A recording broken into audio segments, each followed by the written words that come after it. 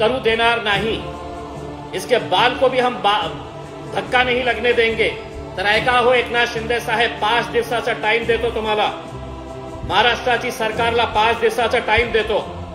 या 5 दिवसामध्ये हे हरामखोराविरोध अगर आपण कारवाई केली नाही तर महाराष्ट्राच्या इतिहासमध्ये इतका मोठा रॅली घेऊन मी मुंबईला येणार आहे।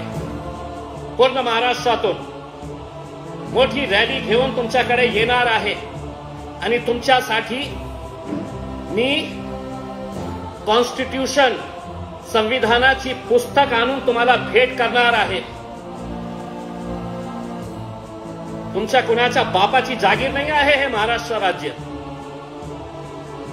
नियम आहे, कायदे आहे, कानून आहे।